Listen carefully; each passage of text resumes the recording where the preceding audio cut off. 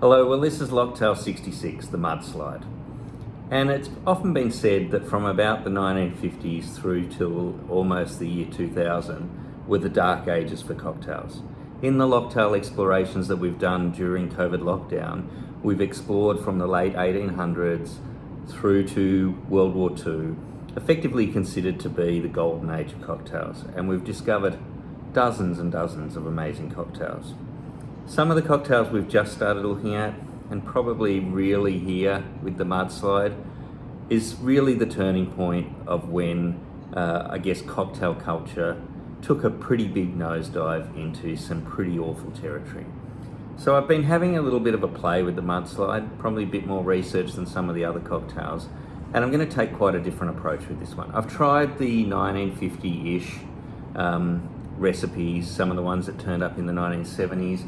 I've even gone as far as the Death & Co. cocktail book, which is an amazing cocktail book from the Death & Co. bar in New York, and had a look at their Mudslide flip, which is over here, in their incredible book on page 147, I think it is, of the amazing Death & Co. book.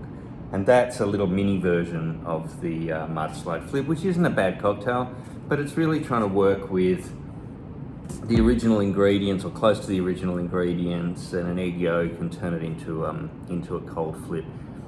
I don't know that that's really winning any. It's improving what's already a pretty woeful cocktail.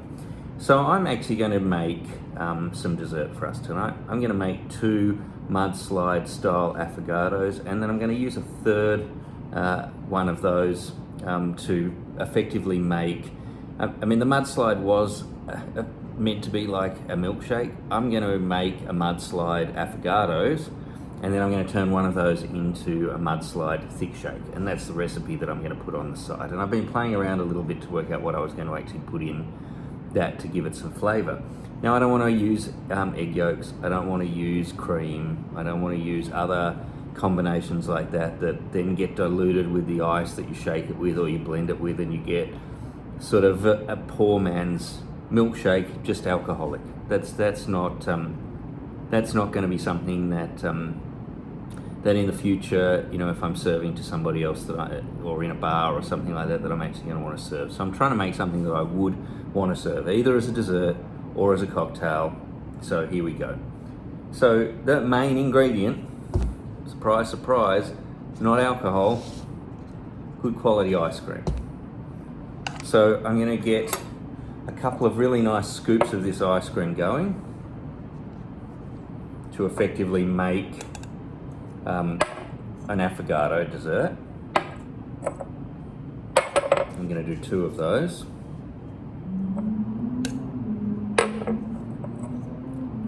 Yum. And then I'm going to get one ready to, actually I'm going to save that. I'm going to put the ingredients in here to make the affogato, and then I'm going to put a really healthy dollop of ice cream in to create the cocktail.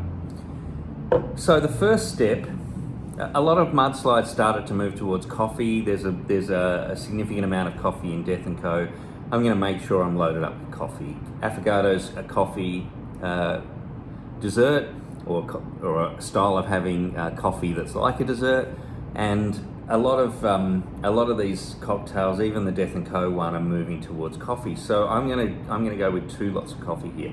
Firstly, and this might be a little bit difficult for you to get hold of, so don't worry, just use a really good Italian sweet red vermouth if you can't get your hands on this.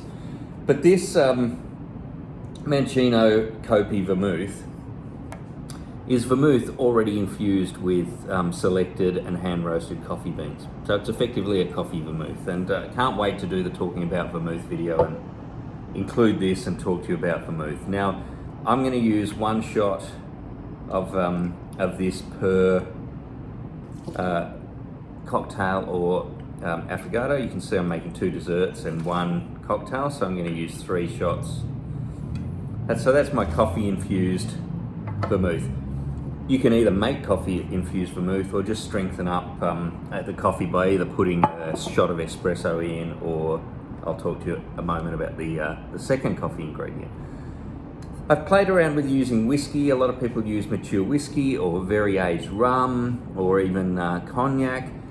I'm going to get a little bit of extra sweetness and a little bit of interest by using this Joseph Catron apricot brandy. So I'm going down the brandy/cognac route, but I'm doing it with the apricot brandy. I'm also going to do a shot each for each of the mixes. One each for the dessert and one for the cocktail. Now, reluctantly, but I think in this combination it works, Kahlua didn't turn up till in 1936, and Kahlua and liqueurs like it are part of the reason for the dark ages of cocktails. It's not that it's bad, it's just that when you start mixing it in the way that happened through the sort of 60s and 70s, you end up with quite often a pretty ordinary result. So I'm only using 20 mils in each of these. It's going to give me the darkness that I need for the Mudslide. It's another form of coffee, although really you don't really taste the coffee in it. Use Tia Maria if you want, or Kahlua. So there's my second coffee strike, and I have one more to go. What I have here is coffee simple syrup. Now I'll put the recipe on the website, but effectively this is brown sugar or demerara sugar made simple syrup. But instead of using 1 part water and 2 parts sugar, I'm using 1 part freshly made espresso and 2 parts sugar.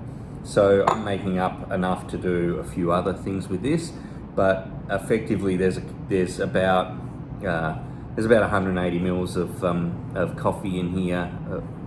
Got that around the wrong way. 90 mils of coffee in here, about 180 grams of sugar to create this very thick, very sweet coffee syrup. Now again, I'm only using 20 mils in each, so I'm going to use 60 mils across the combination. That gives me my third lot of coffee. This is certainly going to be caffeine rich. Now I'm going to blend that with ice cream. That's going to be the photographed and recipe that goes up on the website for the affogato. But I'm actually going to use a third each of this in the dessert.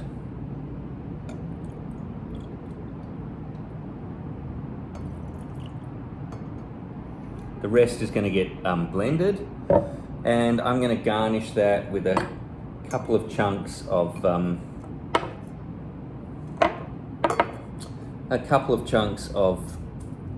violet crumble and some crumbs.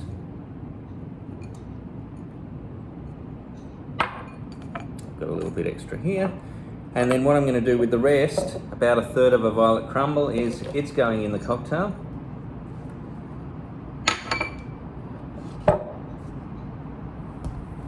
And a very healthy, probably about 100 grams, maybe even 120 grams of ice cream. If you want to dilute this down a little bit, you can use some ice if you don't want quite as much creaminess.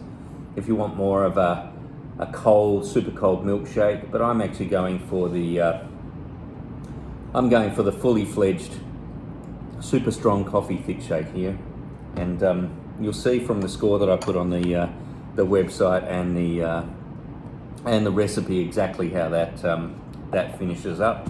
But that's going to be the cocktail. I'm going to use these wonderful Japanese dessert spoons that we picked up in Kitchen Street in Tokyo, and that's going to be our Affogato style Mudslide dessert, and this is going to be my 2021 Locktail take on a Mudslide thick shake.